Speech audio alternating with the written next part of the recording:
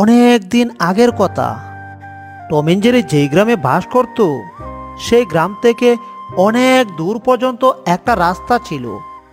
আর সেই রাস্তার মাঝখানে অনেক পুরাতন, অনেক বড় একটা গাছ ছিল। এই গাছটার নিচ দিয়ে রাতে যাবে তো দূরের কথা, দিনে দুপুরেও কেউ এই গাছের নিচ দিয়ে যেত না, কারণ এই গাছটাতে বাস করত একটা দুষ্ট ডাইনি বুড়ি। বসে আছি আমি রে, শিকার করব মানুষ রে, মানুষ না পাইলে রে শিকার করব ইঁদুর বিড়াল রে। থাকবো আমি বৈশা শুধু ইঁদুর বিড়াল মানুষ শিকার করার জন্য রে। বসে আছি আমি রে, শিকার করব মানুষ রে, মানুষ না পাইলে সমস্যা নাই রে, ইঁদুর বিড়াল ধরবো রে।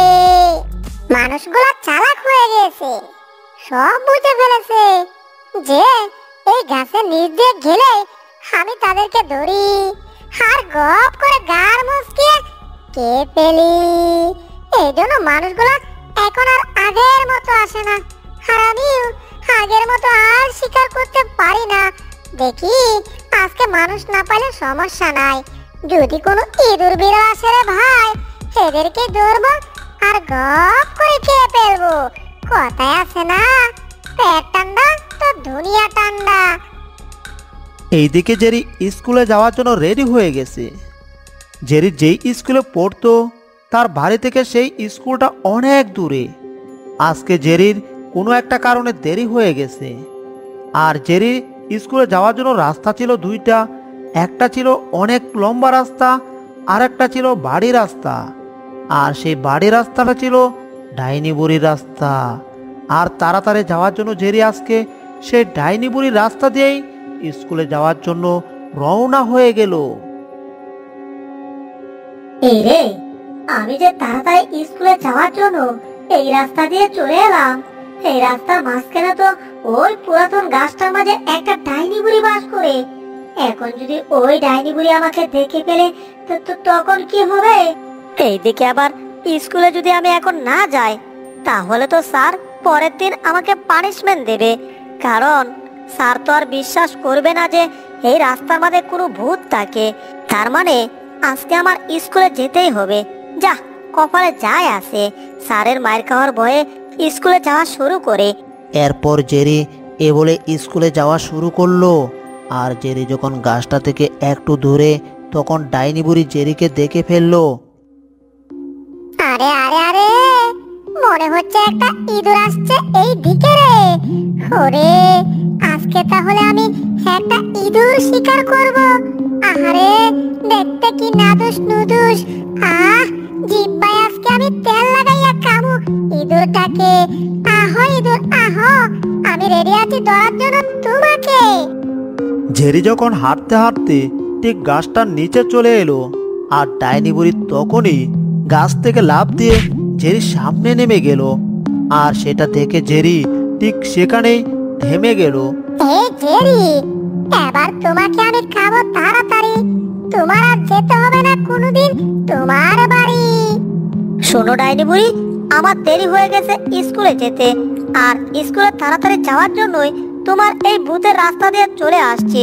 আর এটা আমার আব্বু আম্মু জানে না, তাদেরকে যদি বলে আসতাম তাহলে তারা আমাকে অন্য রাস্তা দিয়ে যেতে দিত না। এখন তুমি আমার কোনো ক্ষতি করবে না, কিন্তু ওইদিকে আব্বু আম্মু চিন্তা করবে। এটাই হচ্ছে তোর বড় ভুল। তোর আব্বু আম্মু বলছিল স্কুলে যাওয়ার জন্য যে রাস্তা দিয়ে যেতে, তুই সেই রাস্তা দিয়ে না গিয়ে তাড়াতাড়ির জন্য চলে আসছিস অন্য একটা রাস্তা দিয়ে, তাও আবার তোর আব্বু আম্মুকে না বলে। এখন তো আমি তোর ক্ষতি করবই, আমি তোর ঘাড় মচকাবো, আর ঘাড় মচকিয়ে রক্ত চুষে খাবো। আর এতে কি হবে, তোর আব্বু আম্মু কিচ্ছু জানতে পারবে না, তোর আব্বু আম্মু তোকে খুঁজেও পাবে না। আর এইদিকে প্রত্যেকদিন আমার শিকার একের পর এক করে যাব। এরপর জেরি দৌড়ে পালাচ্ছিল ডাইনি বুড়ির হাত থেকে বাঁচার জন্য। আর ডাইনি বুড়ি জেরিকে ধরার জন্য জেরিকে ধরতে গিয়ে তার স্কুল ব্যাগে ধরে ফেলেছিল। আর তখন জেরি বাঁচার জন্য আরো জোরে দৌড় দিল। আর এতে জেরির স্কুল ব্যাগটা ডাইনি বুড়ির কাছে রয়ে গেল। আর জেরি সেখান থেকে কোনো মতে জান নিয়ে চলে গেল। এটা কি হলো? জেরি তার স্কুল ব্যাগটা আমার কাছে রেখে সে চলে গেল। দূর যাই, স্কুল ব্যাগটি আমি কি করব? আমি শিকারটাই ধরতে পারলাম না। আজকে আমি ব্যর্থ হয়ে গেলাম। যাক বাহ, এখানে বসে থাকি স্কুল ব্যাগটা নিয়ে। হ্যাঁ, এই স্কুল ব্যাগটা নেওয়ার জন্য অবশ্যই কেউ না কেউ আসবে। তখন যে আসবে তাকে আমি শিকার করব। আর ব্যাগ ভরে মজা করে খাবো। এরপর জেরি দৌড়াতে দৌড়াতে বাড়িতে গেল। আর বাড়িতে গিয়ে তার আব্বু আম্মুর সাথে সবকিছু খুলে বলল। বাবারে, কোনো মতে বেঁচে ফিরলাম। আর একটু দেরি হলেই ওই ডাইনি বুড়ি আমাকে ধরে ঘাড় মচকিয়ে আমার রক্ত চুষে খেয়ে ফেলতো। আব্বু আম্মু শুনলে তো যে আমার সাথে এতক্ষণ কি হয়েছে। হ্যাঁ, আমি সব শুনতে পেয়েছি। এখন বুঝতে পারছি আমার কি করতে হবে। আমার একটা স্পাইডারম্যান বন্ধু আছে, আর তারা আমাদের গ্রামের উপরে বাস করে। ওই উপরে চেয়ে দেখো, একটা উপরে হাওয়ায় বাসিত হাই এয়ার স্ট্যান্ড আছে। সেই এয়ার স্ট্যান্ডে আমার বন্ধু স্পাইডারম্যান তাকে এনে তাকে বলে আমি এই ডাইনি বুড়িকে এখান থেকে তাড়ানোর ব্যবস্থা করতেছি। আমার সাথে সবাই ঘরে চলো। আমার ঘরের ভিতরে অনেক পুরাতন একটা টেলিফোন আছে, আর সেই টেলিফোনের মাধ্যমেই আমার স্পাইডারম্যান বন্ধুর সাথে আমার যোগাযোগ করতে হবে। এরপর তারা সবাই ঘরের ভিতরে গেল। আর ঘরের ভিতরে গিয়ে সেই পুরাতন টেলিফোনটাকে খুঁজে বের করলো। আর টেলিফোনটা খুঁজে বের করে তারা স্পাইডারম্যান বন্ধুর কাছে ফোন দিল।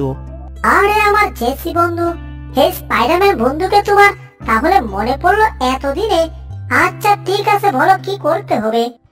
বন্ধু, তেমন কিছু করতে হবে না। আমার ছেলে জেরি সে স্কুলে গিয়েছিল, আর যাওয়ার পথে একটা ডাইনি বুড়ি তার কাছ থেকে তার ব্যাগটা রেখে দিয়েছে। এখন তুমি শুধু তার ব্যাগটা উদ্ধার করে দাও, আর সেই শয়তান ডাইনি বুড়িটাকে এই গ্রাম থেকে তাড়াও। তাহলে আমি অনেক খুশি হব। ঠিক আছে বন্ধু, এটা আমার জন্য কোনো ব্যাপারই না। আমি এখনই আসছি আমার সাঙ্গ পাঙ্গ সব দল নিয়ে। এই ডাইনি বুড়িকে তোমাদের গ্রাম ছাড়া করব। তুমি মাত্র কিছুক্ষণ সময় অপেক্ষা করো।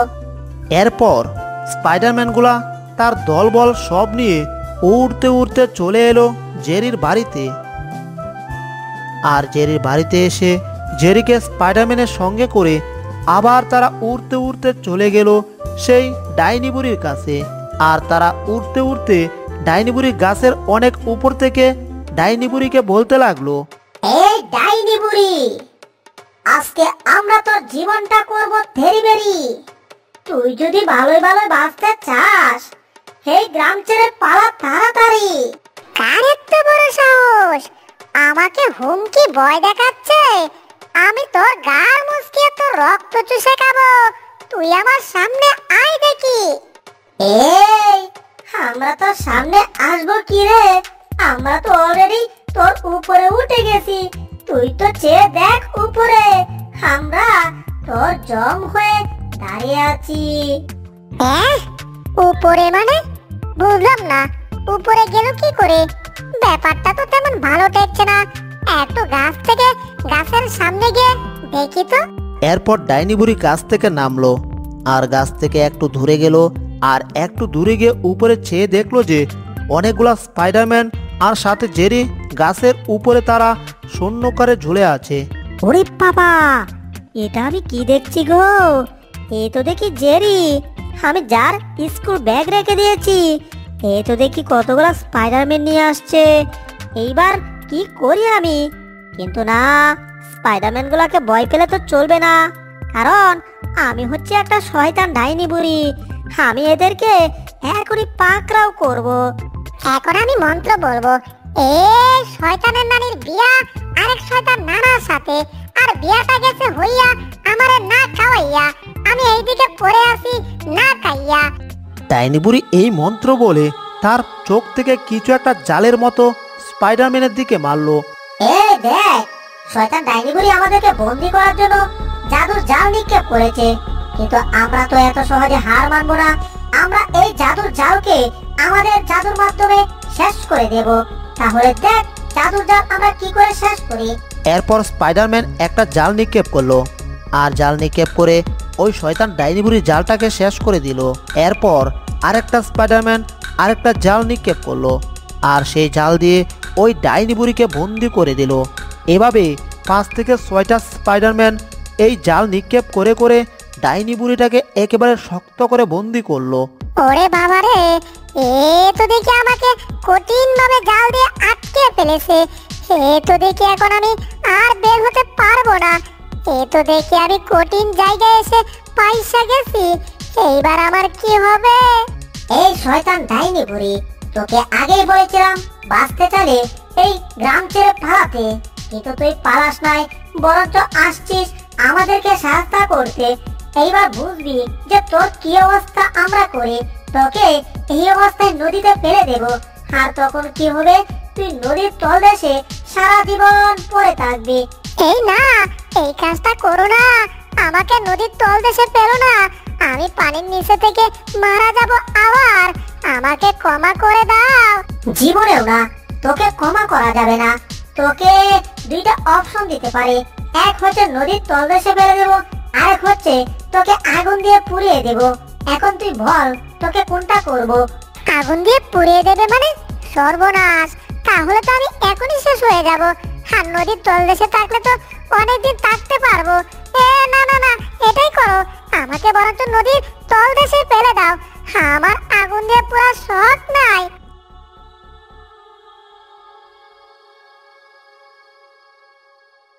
এরপর স্পাইডারম্যান এই ডাইনি বুড়িটাকে ধরে নিয়ে একটা নদীতে ফেলে দিল, আর ডাইনি বুড়িটা ধীরে ধীরে নদীর নিচে পানির তলদেশে চলে গেল। আর এইদিকে স্পাইডারম্যান জেরিকে তার ব্যাগটা তার হাতে বুঝিয়ে দিল। এই যে জেরি, শোনো, আজ থেকে মনে রাখবে, তুমি স্কুল ছাড়া যদি কোথাও যেতে চাও তোমার আব্বু আম্মুর সাথে বলে তারপর যাবে। কারণ তুমি যদি কোথাও বিপদে পড়ো তাহলে তোমার আব্বু আম্মু বুঝতে পারবে। আর যদি তুমি তোমার আব্বু আম্মুর সাথে না বলে কোথাও চলে যাও তাহলে কিন্তু তোমাকে তোমার আব্বু আম্মু আর কোনোদিন খুঁজে পাবে না। বুঝতে পারছো? হ্যাঁ স্পাইডারম্যান আঙ্কেল, আমি সব বুঝতে পারছি। আজ থেকে আমি আব্বু আম্মুর সাথে না বলে কোথাও যাব না। আপনাদেরকে অসংখ্য ধন্যবাদ এমন একটা শয়তান ডাইনি বুড়িকে উচিত শিক্ষা দেওয়ার জন্য। এরপর জেরিকে উড়িয়ে উড়িয়ে নিয়ে জেরির বাড়িতে জেরিকে তার মা বাবার কাছে পৌঁছে দিল। আর জেরিকে তার মা বাবার কাছে দিয়ে এই স্পাইডারম্যানগুলা আবার উড়তে উড়তে তাদের গন্তব্যে চলে গেল।